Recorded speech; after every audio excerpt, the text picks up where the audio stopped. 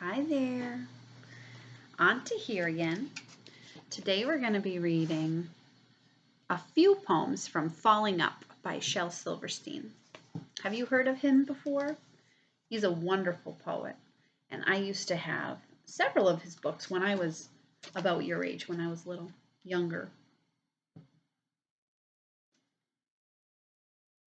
He has a lot of them. They're a little bit wacky.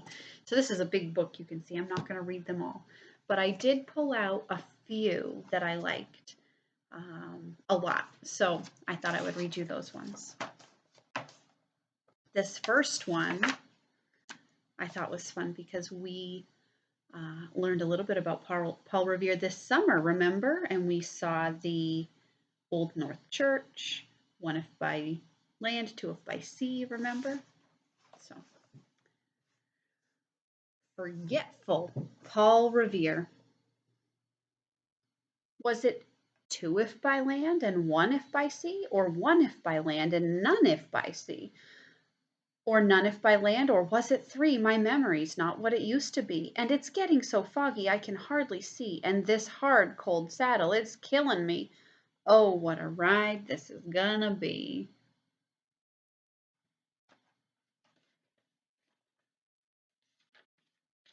This one's called Lion Larry. Larry's such a liar, he tells outrageous lies. He says he's 99 years old instead of only 5. He says he lives up on the moon. He says that he once flew. He says he's really 6'4" instead of 3'2". He says he has $1 billion instead of just a dime. He says he rode a dinosaur back in some distant time. He says his mother is the moon who taught him magic spells. He says his father is the wind that rings the morning bells. He says he can take stones and rocks and turn them into gold. He says he can take burning fire and turn it freezing cold. He said he'd send me 7 elves to help me with my chores. But Larry's such a liar, he only sent me 4. Isn't that funny?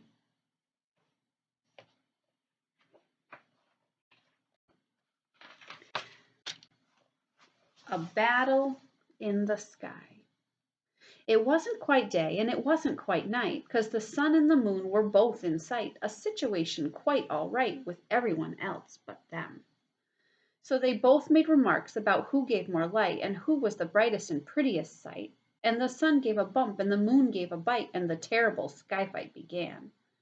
With a scorch and a sizzle, a screech and a shout, across the great heavens they tumbled about, and the moon had a piece of the sun in its mouth, while the sun burned the face of the moon. And when it was over, the moon was rubbed red, and the sun had a very bad lump on his head. And all the next night the moon stayed home in bed, and the sun didn't come out till noon.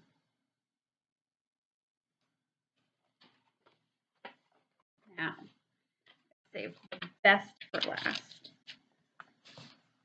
It might take me more than one try. I did practice a little bit, but this is called Hard to Please, to be said in one breath. Ready? Elaine gives me a pain, Gil makes me ill, Winnie's a ninny, Orrin is boring, Millie is silly, Rosie is nosy, Junie is loony, Gussie is fussy, Jackie is wacky, Tommy is balmy, Mary is scary, Tammy is clammy, Abby is crabby, Patty is batty, Maisie is lazy, Tiny is whiny, Missy is prissy, Nikki is picky, Ricky is tricky, and almost everyone makes me sicky. I did it!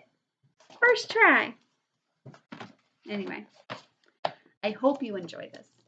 Read all the rest of them. They're so fun. Tell me which ones are your favorites. Auntie loves you. I'll talk to you soon.